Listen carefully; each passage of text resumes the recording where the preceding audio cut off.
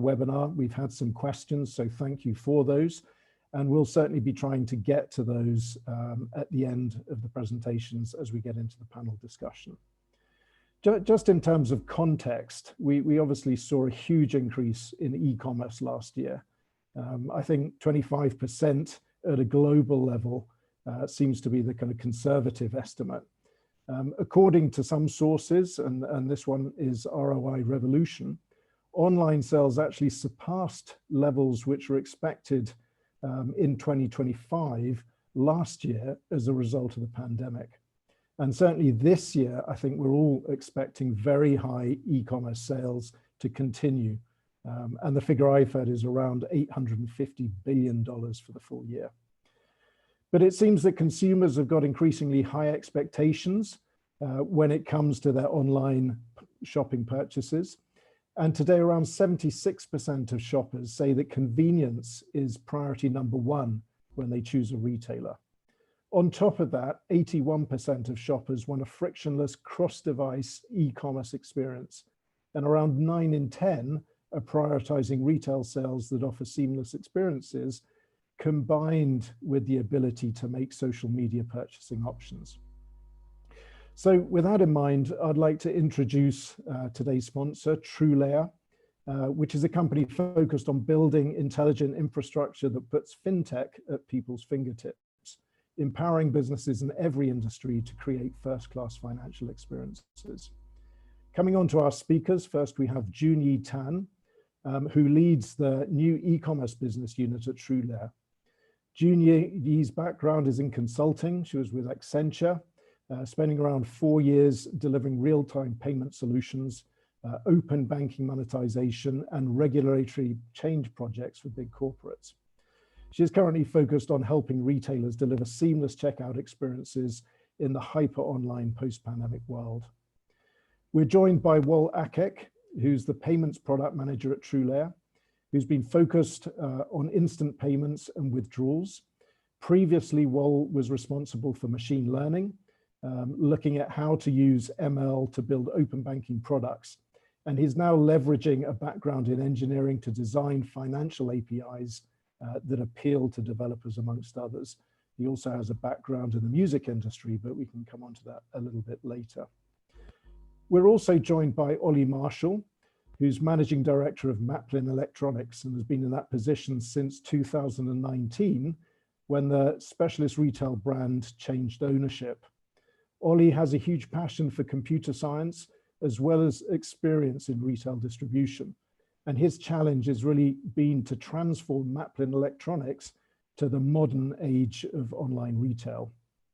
Ollie is a firm believer in leveraging technology and automation, as well as being an active investor. So in terms of the agenda, we're going to be looking at the state of payments today. We're going to look at how open banking can help. And then we're going to finish up with a panel discussion and QA. So without further ado, I'm going to hand over to Jiun so she can get the presentation started. Jiun, over to you. Thanks so much, Alan, for the introduction, and thanks everyone for joining us today. So let's kick off by talking about the state of play where it comes to payments. Alan has already shared some great stats, but I wanted to share these really high-level ones too. Digital payments are continuing to grow, with JP Morgan projecting they'll reach 940 billion euros across the UK and Europe by 2023. Within that, mobile commerce is growing faster than e-commerce as a whole and is predicted to account for 51% by 2023. As you know, there are 3 main electronic payment methods which dominate today. They are bank transfers, cards, and wallets.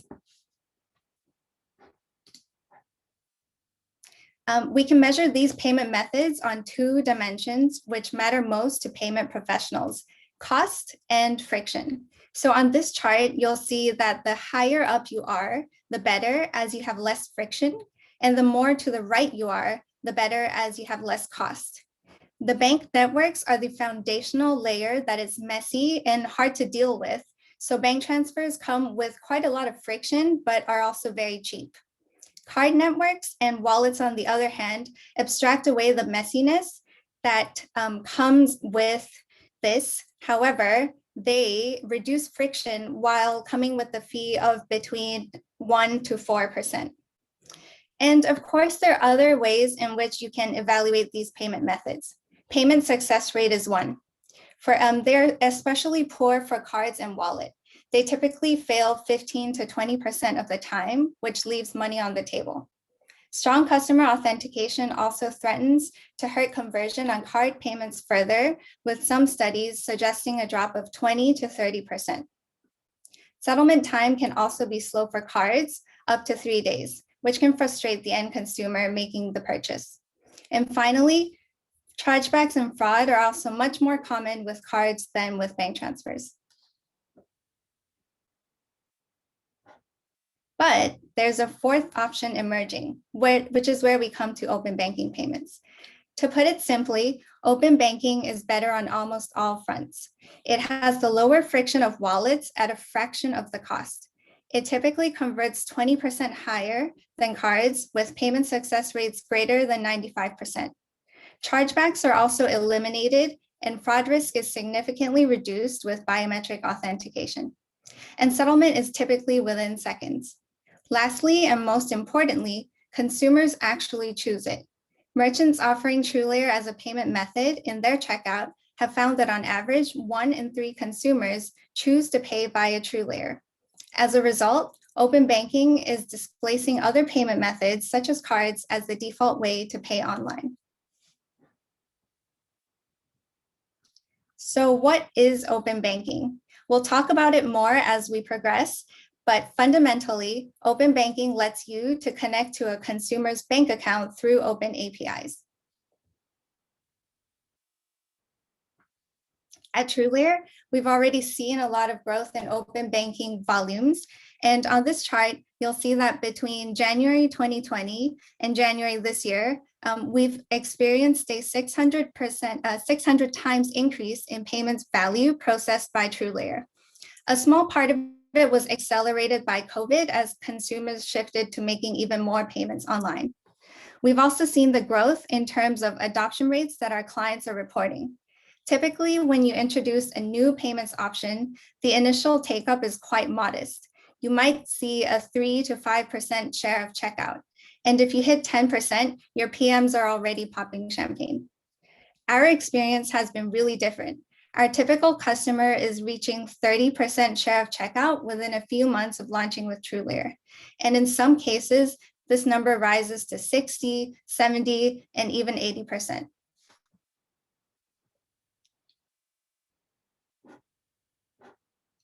So who is TrueLayer and how do we fit into all of this? We're currently on a mission to build the world's most valuable open banking network. Unlike some others in the space, we're 100% API-based, which means we don't use insecure methods like screen scraping or storing sensitive consumer payment credentials. More than half of the UK, Spain, and Ireland's open banking traffic is currently processed through our platform. And in the last year, we've expanded to cover 12 markets globally. We're continually adding more European countries this year and also launching in Australia. To date, we've raised 142 million from a really great group of investors to help us to achieve this vision. I'm now going to pass over to my colleague Wall, who's going to tell you a little bit more about how open banking payments work and some of the things that we've done here at TrueLayer to add value on top. Thank you, Janine. I think today I'm going to walk you through how open banking payments work, how they can be combined with other things to offer even more to your consumers. And then also you'll get to see a demo and see how this actually works. So first of all, let's understand what exactly open banking is. So fundamentally, it lets you connect directly to a customer's bank accounts via open APIs. And this can be to do a couple of things. You can verify an account, you can consume data to help a customer manage their finances, or in this case that we're focusing on today, to take a payment. And with open banking payments specifically, funds are transferred directly from one bank account to another. This is completely cutting out the card networks. And unlike screen scraping and credential sharing, this is via really secure and regulated APIs. So the way it works is that a customer authenticates, authorizes, and then funds are taken from their account and sent directly to yours. At no point are you waiting with a merchant account in the middle. So that money goes straight to your bank account at the fastest speed it can possibly be done at. In the UK, this is through faster payments, so a couple of seconds. And in the EU, this is through SEPA Credit and SEPA Instant. So this provides some really important benefits for businesses. First of all, open banking means great mobile journeys. The app-to-app flow means users don't get lost in a sea of windows. Instead, they're sent to their banking app. And when everything is done, they're redirected back into your application or website. Chargebacks are eliminated, which is huge. Because your customers are using biometric authentication from within their banking app, it means the likelihood that they didn't authorize the payment themselves is actually really low. All of this leads to a really slick, high-converting user experience, as consumers have basically come to expect things like app-to-app and biometrics on a day-to-day basis, and are very used to using them. And because of all of this, open banking payments typically have higher success rates than cards, so typically higher than 95%. And finally, open banking payments make it easier to manage cash flow because you have the instant settlement speed and you're not waiting for weeks for funds to actually hit your account. So this is what vanilla open banking has to offer. But Jiun mentioned before that TrueLayer has actually done a bit of work to add value on top of this. And I'll touch upon a few of the ways we've done that. So first of all, we've had a lot of experience both using and operating open banking rails. As Jiun said, we process over 50% of the volume in UK and Spain.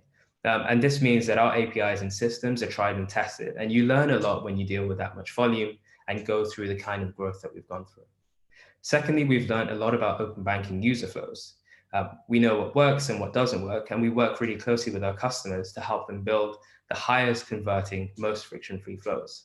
So to give you an example of this in action, last month, our conversion rates were 22% higher than the average conversion rate for other open banking providers. And I think that just really hammers home how much difference it makes when you have tried and tested APIs and you really understand the flow well, and you can really offer that great experience and great conversion. So you can already tell I am in love with open banking. Open banking is great for e-commerce, but it has one big drawback, and that's the fact that it's a one-way rail. It goes one way, the funds are going from your user's bank account into yours. But that means you can't really use it for refunds, which is incredibly important for e-commerce. So what we've done is we've built our e-commerce product called Pay Direct. And what it does is it allows you to process instant refunds. And this is all possible because we've combined open banking, which is something that's great and works well, with the actual connections to payment schemes, like faster payments in the UK and SEPA Credit and Instant in Europe. And what that means is you're able to offer instant refunds to your customers.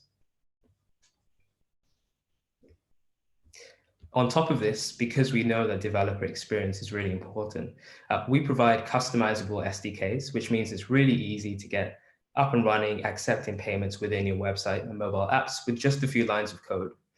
We've done all of the hard work in creating high converting flows and working out what works so that you don't have to go through that pain. And all of this, of course, very importantly, is fully customizable. The only brands your customers see are yours and their banks. So they only see brands they trust, and you're able to control that whole experience. So to kind of recap and bring it all together, open banking brings a lot of really important advantages when compared with wallets and cards. It eliminates chargebacks, which are costly and time consuming. It's cheaper than both options. PayPal and other wallets are typically incredibly high fee per transaction. Fees are kind of in the middle, but TrueLayer comes underneath them. And then when you look at our Pay Direct product, which extends open banking, you get both of these two advantages, the low cost and lack of chargebacks, but then you also get the ability to process instant refunds, which means a much better experience for your customers. No longer are they having to wait for up to 30 days or a couple of days, eagerly awaiting for their funds to come back for their refund. So we think that this is just a better experience for them and creates more trust in your brand. So all in all, we think this is a much better payment solution for e-commerce. So you've heard a lot about the advantages and kind of an idea of how this all works. But now it would be great to show you how slick and easy this is. So we have a quick demo of what this flow looks like for your customers.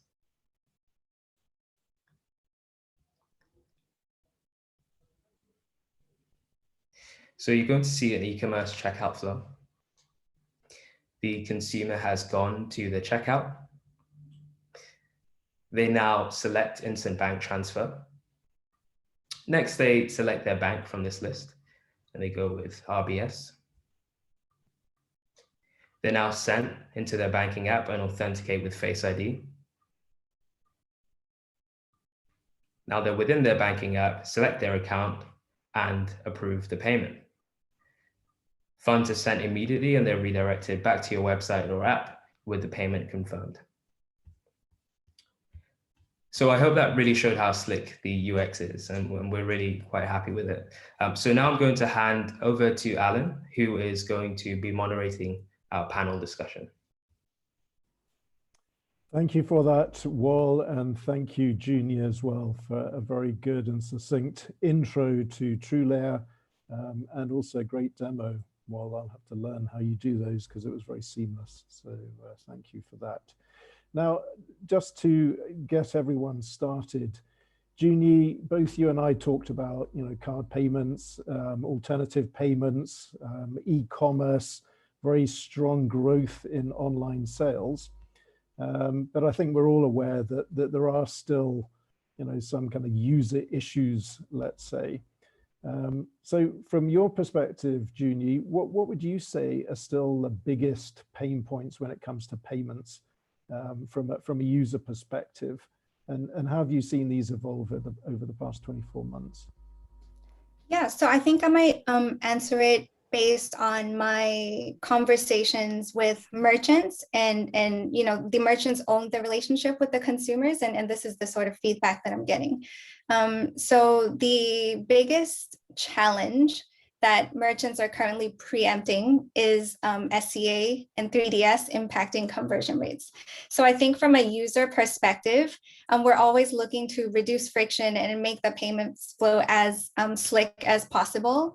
And we're still not able to solve that fully using our typical card payments today. And that is the reason for all of these additional strong customer authentication requirements to make sure that the customer is making a secure payment online using their cards. And I guess in terms of wallets, the underlying technology is the same as well. And so the same regulation applies. Whereas with open banking, it's almost built in, and we rely on the bank's two-factor authentication, biometrics, in order to solve that issue of meeting the compliance. Does that answer your question? So for you, it's all about combining compliance with a very seamless user experience. Yes, I think because of all the the regulatory deadlines and the need to meet compliance while still ensuring that the customers are able to make payments in a way that is frictionless. It's really finding that solution. Absolutely. That's almost like nirvana, I think. So, at this point, Ollie, we're going to ask you to step in, and you're obviously on the on the hard edge because you're dealing with real customers trying to buy real things and not just play with payments. But what's your view on this? Is there still a lot of pain in payments, and how are things evolving? Yeah, it's an interesting one. I mean, I think from my perspective, actually, payments from a customer, we don't get any complaints about that, right? We offer a number of options: card, PayPal, buy now, pay later solutions. So actually, the pain points when I think about payments are more from a merchant perspective. So obviously compliance and 3DS and all of that is a concern. We have a really good fraud tool that kind of deals with a lot of that for our fraud issues. But I mean, in respects to open banking, I guess gateway fees are a big chunk of our transaction costs, or a significant chunk of our transaction costs. So fees, obviously plays a big part in that. Fraud, again, is an area which is, painful for everyone. No one wants it. Ideally, it just gets eliminated by just making it impossible to do. Probably a little bit optimistic, but hey. And then, a lot of the back end reporting, remittances, we have a really varied experience, I would say, with different gateways and different PSPs that we work with. Some are doing different frequencies of remittances. Some are holding money for periods of time and then releasing it. So I think actually the biggest pain points that I think about are more from a merchant perspective. You know, I think from a customer, it will be pretty slick either way. And I think, you know, the card industry, if we call it that, will probably respond if they feel like their user experience is not as good or as slick as open banking.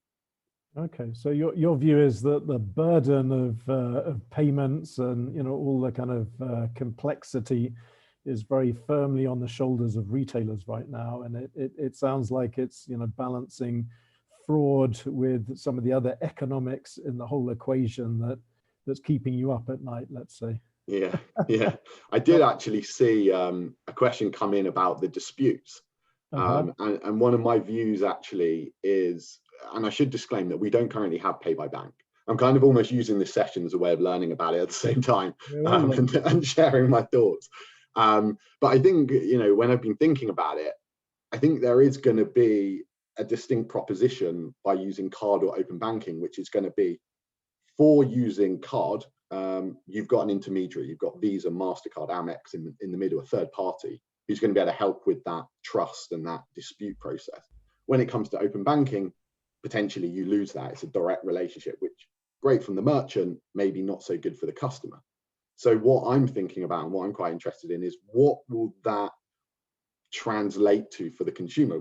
Potentially it could mean we pass on the savings of the gateway fees, and therefore that would incentivize the customer to use pay by bank, trading off maybe some security or some consumer protection.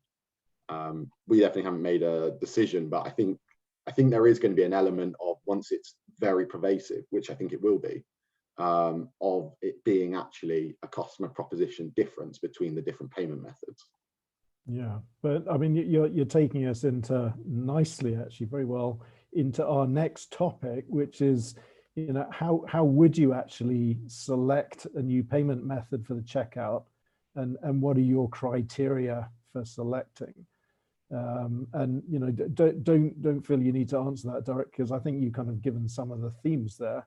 But Jiun, you also had some thoughts on this in terms of selection of payment methods at the checkout. Do you want to step in there? Yeah, sure. I guess I'm not sure if Ollie wanted to elaborate real quickly since you were on the topic before I jump in. Yeah, sure. I mean, sorry.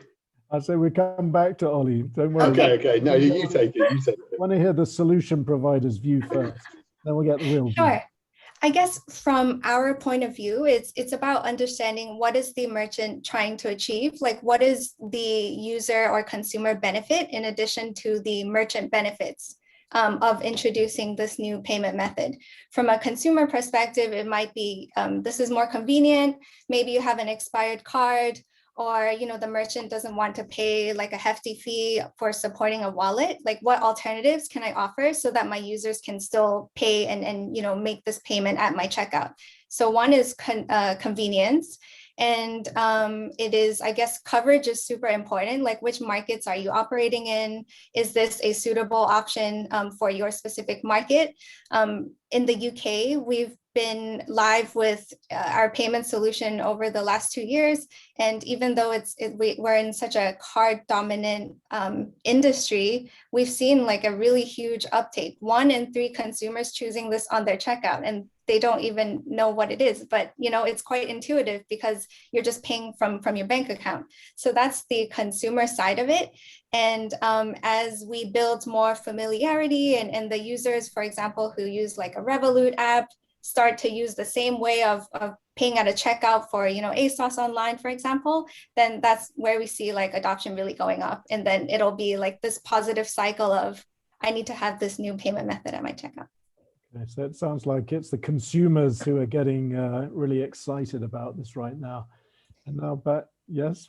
But I mean, it's all about the merchant benefit as well. So the cost element that Ollie mentioned, supporting card payments and wallet payments is incredibly expensive. It's so hard to manage your costs. With open banking, it's more straightforward, especially with no chargeback risk, the ability to do a refund immediately, and just being able to control your cash flow and reduce settlement times. So there are huge benefits for the merchants. And from our point of view, even though we don't have things like, chargeback type guarantees, because we eliminate that.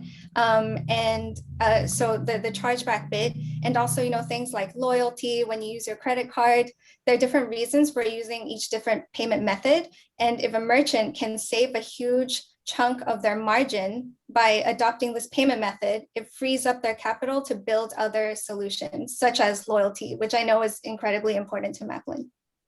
So Ollie, since I cut you off, it sounds like this absolutely solves a lot of the issues that you highlighted before. But please give us your view on this. Really how it looks. Sure.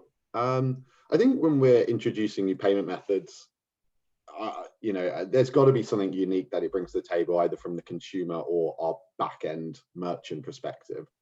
I think I'm still not fully convinced that consumers will really see it super differently versus just using a card. Again, I think that's going to be more for the payment methods, so bank or Amex or the card, to have their additional propositions to be able to make customers go down those routes. But I mean, I think over the last sort of couple of years, we've really seen a massive uptick in the number of different alternative payment methods. So for example, buy now, pay later. We're hounded by them, to be honest. They seem to be popping up left, right, and center. And it is interesting once you start going through that decision around, why would I add this? What is that slight difference?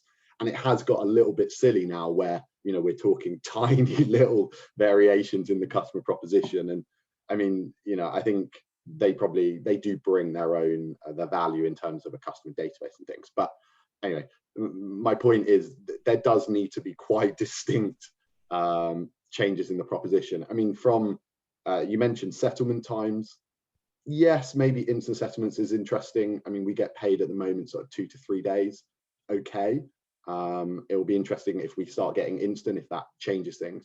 Other things that I'm thinking about is whether will we get all the individual payments? Will it be able to be combined together? Maybe someone else can answer that. Will it be combined as one big remittance? That would certainly be something my finance team would be asking me. So we'd definitely like to know that. But yeah, in general, I think we would have to have it. I guess it will also be interesting whether merchants will take away cards as an option if pay by bank becomes so much cheaper for them and everyone's very happy to adopt it. Well, I mean, that's a really good point, because of, everyone talks about the kind of chicken and egg, and, do you have to have all the stores in any market equipped in order to really get people to use a new payment method? Or do you need everyone, literally coming to the retailer and asking for this new way to pay?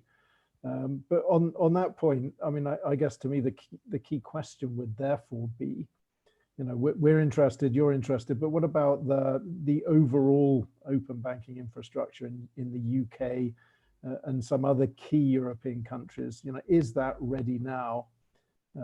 And what does that really mean for businesses who want to offer this alternative? Well, is that something that you can shed some light on for us? Yeah, sure. I think that in the UK, we are very clearly in prime time. We have about 3 million users. There's lots of traffic and we see insane growth. The banking infrastructure has managed to withstand the sort of extreme growth that we saw, slightly as a result of COVID and the shift to online, but also just the payment method becoming ubiquitous. So I think in the UK, we are doing really well and it's very stable. So the message to businesses there is now is a perfect time. I don't think there could be any more of a perfect time to go for the UK. In the EU, the situation is slightly more nuanced. So the UK definitely has a bit of an advantage and a head start over the EU. And you have some of the countries lagging behind in terms of stability and conversion rates. But I think the key in the EU is to realize that it's actually made up of lots and lots of different countries. makes sense. And they're all at various different stages of readiness. So you have places like Spain, Ireland, and Germany that I would say are ready and do have that performance that you need. And the stragglers, I think, will come along. We just have to give them a bit more time, but we're seeing really good signs. So for EU, I would say pick the countries that are in a really good position for now. The rest of the Europe will kind of follow in the following months. And you list Spain there. Very interested to hear that, because I'm in Spain and haven't yet seen this option. But is there a reason for that? Why Spain is up there with the UK?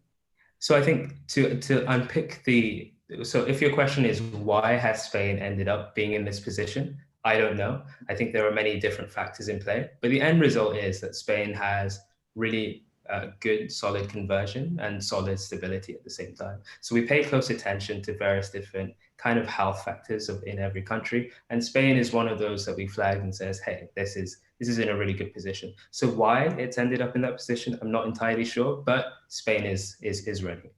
Interesting.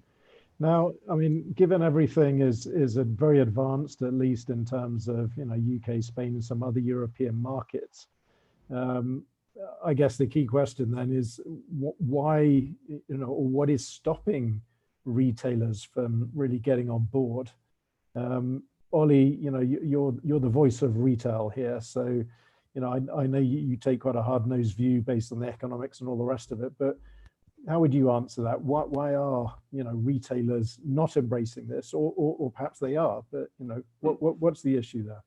I think there's 2 points. So I think one, if it's an unproven method, most of us, well, certainly we have a long roadmap of things we want to do with our systems, our website, and getting an unproven or potentially unproven payment method to the top of that list, it's something that I'm thinking about. We try to be first movers, so maybe I will accelerate it, but if no one's going to use it, it'll be a shame to do that dev work up front, but we're willing to take that bet. Secondly, when it comes to, say, e-commerce platforms, it's a pretty, the ecosystem for most of the big platforms, we're on Magento, is pretty advanced and pretty well built out. A lot of them all the major gateways tend to have a pre-built plug and play integration. That's not there for all platforms and all different types of, whatever system you're using to integrate into open banking. So that's something that I'm looking at, is how can I actually do it in a cost-effective and quick way without having to undergo a ton of custom development that's going to take up a load of time, take away from our other roadmap points. So you're needing some of the e-commerce platforms to get on board to kind of make it a little bit easier as well, no? Well, I think, companies like TrueLayer having an integration with like Ecommerce, Magento, well, Shopify's hosted, but it's sort of part of that. Once that's built out, it's just going to become a ton easier for us, the merchants, as I talk for the whole of retail, for us to plug and play and get that going really quickly. Yeah, so if I can pitch in really quickly, I think that's a really good point. You're always trying to weigh up the kind of cost benefit versus effort. And definitely not having plugins makes it slightly harder to prioritize this sort of payment method. And that is exactly why that building these sorts of plugins is on our roadmap. So I think the one we're currently building at the moment is WooCommerce. So we want to kind of start small and test things out and make sure we're getting the integrations right the first time around. But then we have a very ambitious roadmap to go ahead and go for Magento, and Shopware, and Shopify, etc. So yeah, watch this space. Sounds like it's a really critical time in terms of getting the plugins built in. Jiun, from your perspective, would you see that as the same issue? Do you get other kind of feedback from retailers about why, or things that are kind of blocking them from moving forward right now? Yeah, I think slightly different to what Ollie has shared, but merchants come in so many different sizes and their tech stacks are different. Some of them own a lot more of this in-house rather than, relying on a third-party platform. But any payment professional who has been following open banking really closely knows that from day one, refunds, weren't supported and still aren't really supported by open banking. So for them, like, open banking is cool. Like, you're lucky if you're a fintech, you can use this and save costs. But as a retailer, I can't really use this easily. Like, I'm still reliant on my PSP to help me with reconciliation and refunds. And that's why we've built PayDirect, and Wall is the PM for this product. Essentially just to solve this problem. We received additional regulatory licenses so that we could help with the reconciliation and the payout side of things. So that's the first thing. And I guess the second point is similar to what Ollie shared. So it's a new payment method. Like, how do I know that if I integrate with this, I will get 30% more customers? It's not like a Klarna or like a lay-by, where they kind of come with a set of their own end consumers. But I think what's promising is from some of the data that we've shared on share of checkout, our customers did not sort of incentivize their users in any way. They just decided to put open banking as the top payment method, and people selected it. So it also depends on your motivation. Like, are you a first-time user of a specific retailer website where you don't have your card details stored on that account? Because in that scenario, maybe it's much easier to pay from your banking app, which is already on your phone. So that's an example. That's a good point. But I guess it always comes back to the payment rails, and maybe the fact that those vary from one country to the next has an influence on the consumer side. So, well, from your side, and you've spoken about Spain, spoken about UK, but how are you seeing those bank payment rails from one European country to the next? What's the experience there? Is everything up to the same level? Well, muted, sorry. Yeah, I think again we see the UK is the kind of clear leader. So UK is extremely simple payment rails. You've got faster payments, which basically means settlement is typically under 5 seconds. Sometimes if things are really slow that day, it can take up to 2 hours, but we see most things under 5 seconds. And then in Europe, you have a slightly more fractured kind of ecosystem. So you have 2 payment rails that live alongside each other. One is SEPA credit, and the other one is SEPA instant. SEPA instant, as the name implies, is very close to instant, and SEPA credit is not quite there, sometimes taking a few hours, sometimes taking up to a day or two to actually settle. And the situation is that different countries will have different levels of kind of coverage of one or the other. So to give an example, Ireland has almost 0% SEPA instant coverage, which means that most of your payments will be over the slower rails.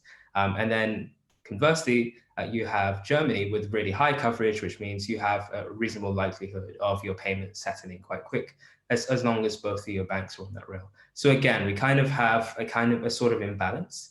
I think we're still quite early in this journey. And what I think we'll see is the push from the regulators for everyone to take up connection to this SEPA instant, and we'll see things get a lot faster. But I think the thing that's worth bearing in mind is that even the slower rail settles faster than card networks. So you can get, within a couple of hours, your funds to your bank account. So I think even in the worst case scenario, we're still better than we are with cards. So it sounds like it's, from 4 seconds to a couple of hours. Ollie, I think you mentioned a couple of days from the card payment perspective. So how do you see that? Is settlement speed a big deal? I mean, probably it is for the Treasury. I don't know. Actually, settlement speed is not massive for us. We get paid 2 to 3 days. We're typically paying our suppliers on 30+ days. So if anything, we're kind of arbitraging that amount of time, which is good. I mean, we can make it faster, great.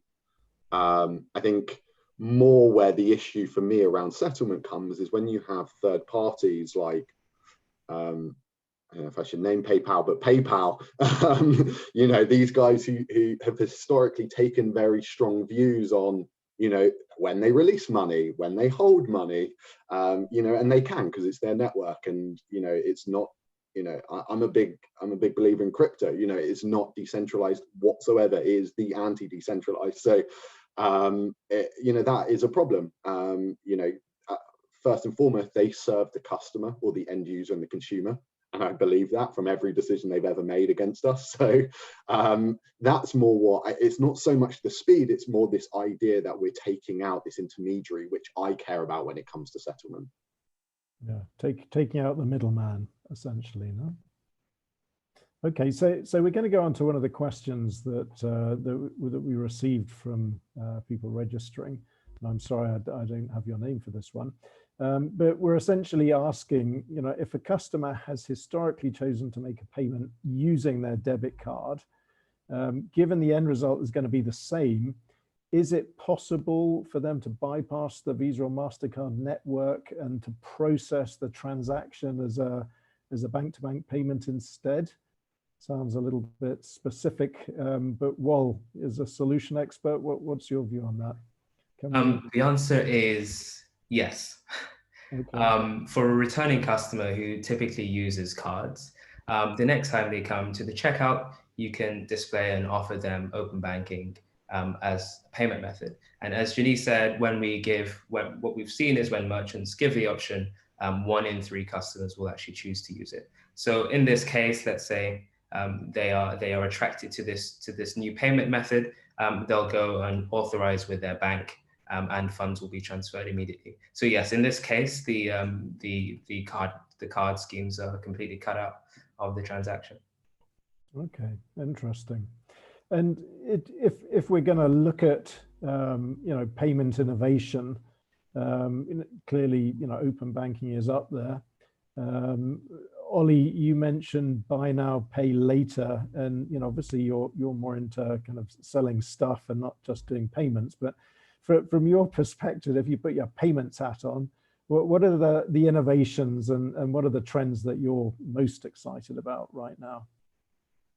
Yeah, I mean, lower fees, you know, we talked about it. That is something very interesting to us.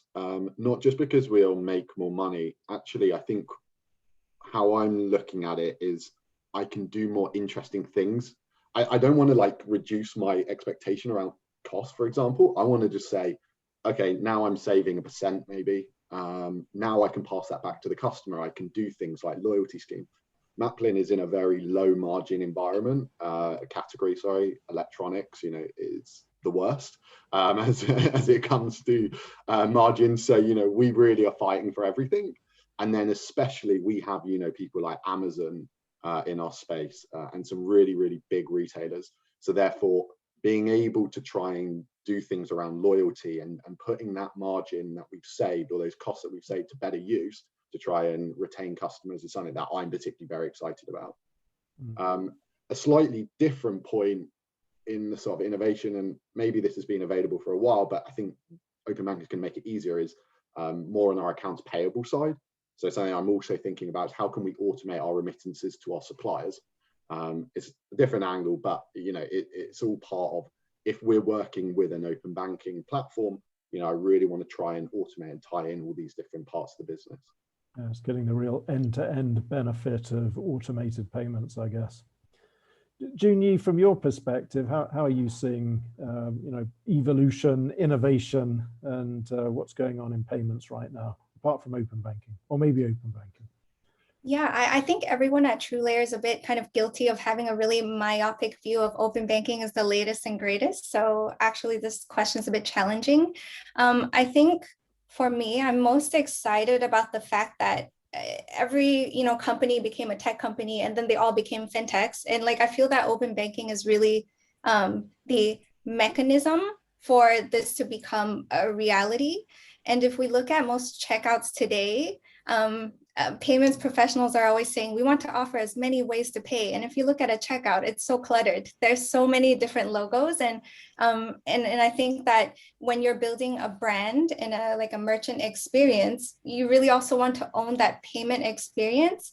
And with something like open banking, you can really white label and think about what that end-to-end customer browsing through to the checkout experience looks like. You're just facilitating a really simple payment. It's not would you like to use card? Would you like to use Klarna? It's simply just pay for your product. Like, this is what you came to our website to do, or like the mobile app.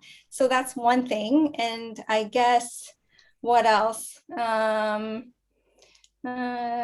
innovations. I think buy now, pay later is such a hot topic at the moment. And I'd just be really interested in seeing what the potential to kind of collaborate and make that a really secure product for millennials who love it so much. So for you, the ideal thing would be a crossover kind of fusion between buy now, pay later and open banking. I think ultimately at TrueLayer, we don't mind how end users or merchants pick up the technology. We just see it as such a great way to make payments more secure while, you know, getting rid of all of the complicated interchange scheme, acquirer, like all of these complex relationships, and just moving funds from your account straight to the receiving bank's account. So we don't mind like how that integration is done. We just want to power this new way of paying. Understood. But you mentioned crowding at the checkout, but from your perspective, which are the other ways to pay which you see as being most kind of posing a competitive threat, let's say, to open banking? I'm not sure if we can say that open banking, like an existing payment method is a threat to open banking. It's more like open banking is going to take away some of the share that current payment methods have.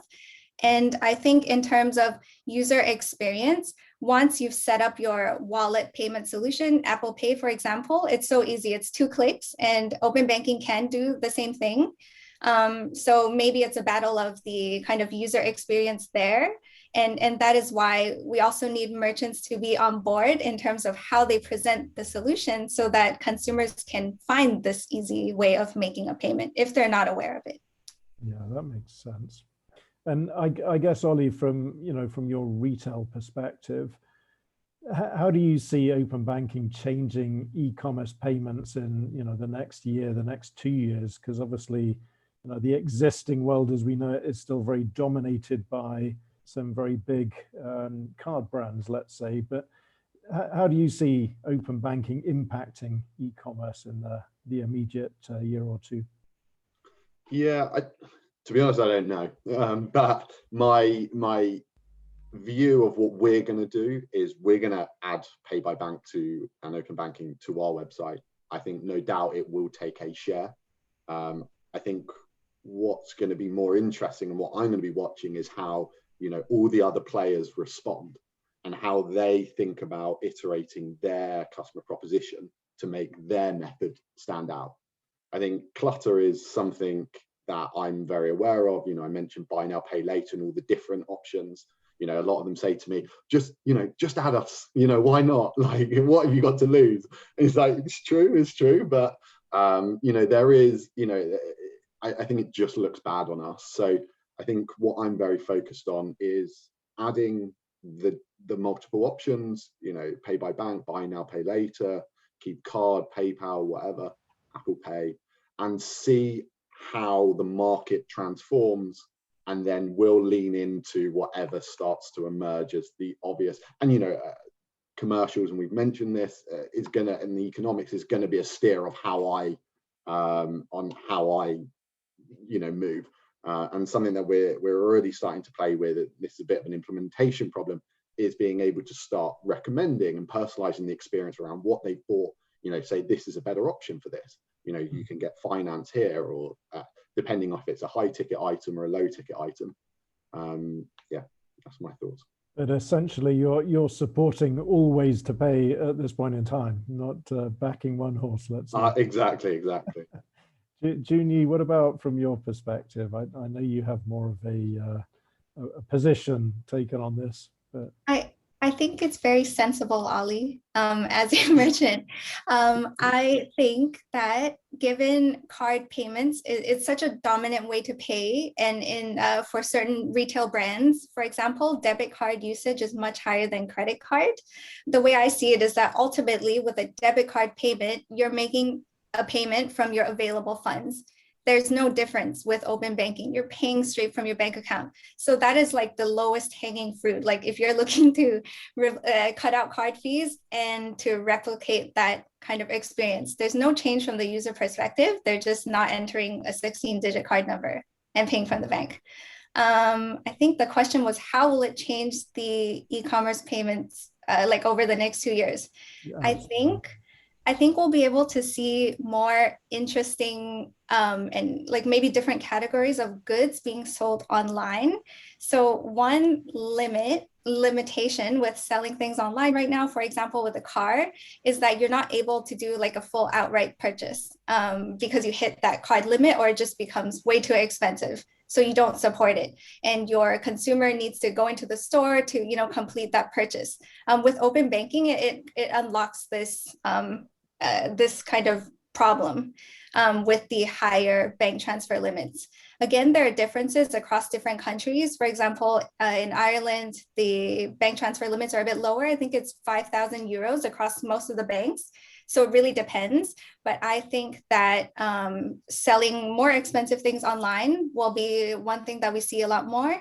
And I think that retailers will also leverage the other side of open banking, which is not just payments, but the data element, to better understand their customers' like financial positions, so that, you know, they can market to them better, or just to offer more financial products that are more tailored and personalized to them. That sounds like some.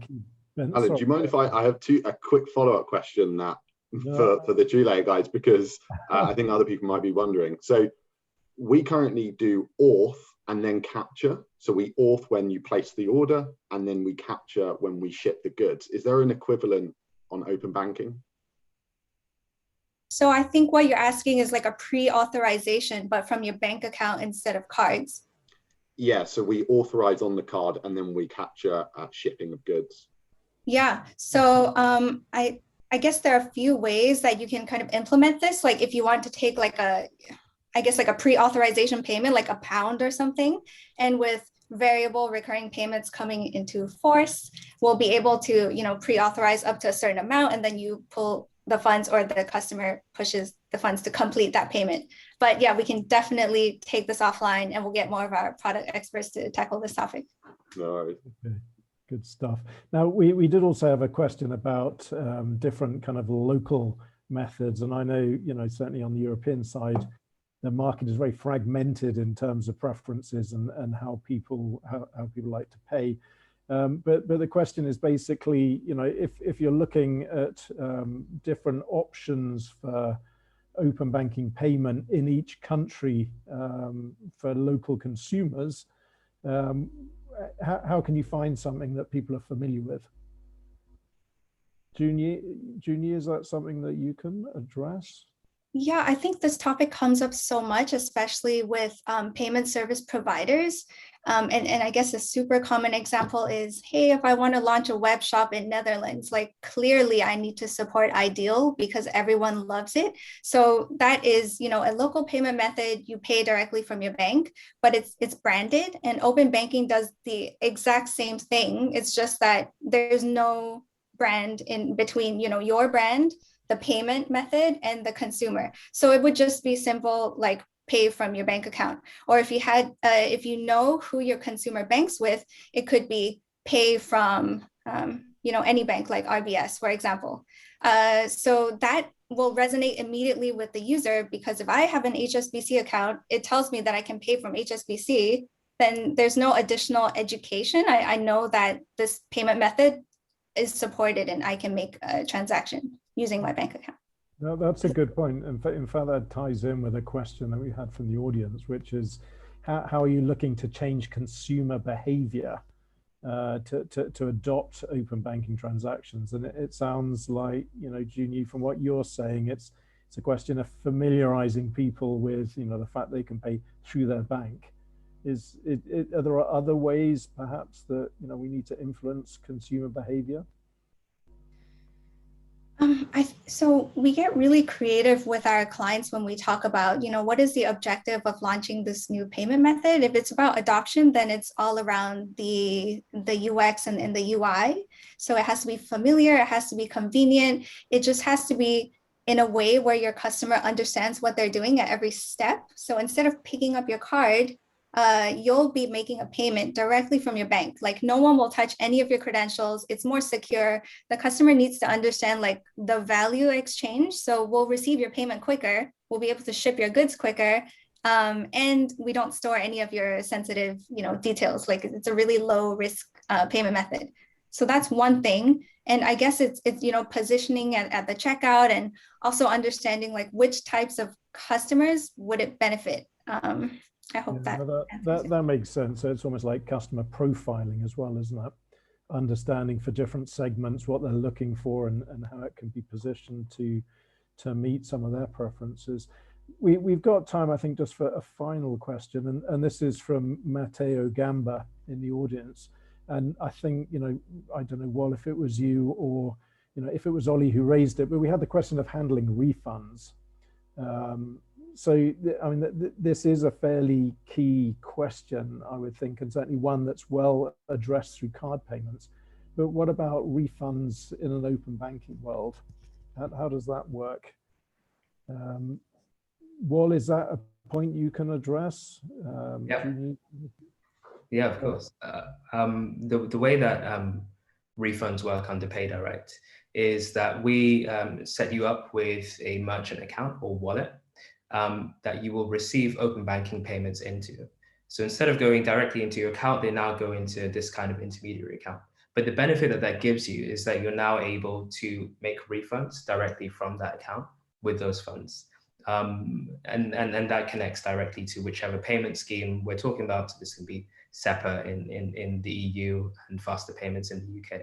So I hope that makes sense. Payments are received into an account, and then you're able to make refunds directly from it without the user needing to do another authorization for their refund. Okay, so sounds quite seamless and easy, which I think is what everyone wanted to hear. So we're clean out of time now, and I'd really like to thank TrueLayer as the sponsors of the webinar. Big thanks to Wal, to Jiun, and also, of course, to Ollie for giving us the voice of retail.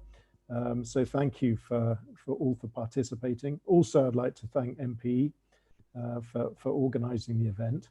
And just a reminder for everyone joining that the webinar will be, or a recording will be available along with a copy of the presentation. So if you've registered, you'll get a notification about that being available. And most important, I'd like to thank you all for joining us for today's webinar. So thank you, everyone, and have a fantastic rest of the day. Thank you. Thanks, everyone. Thanks, everyone. Thanks, Bye. Bye-bye.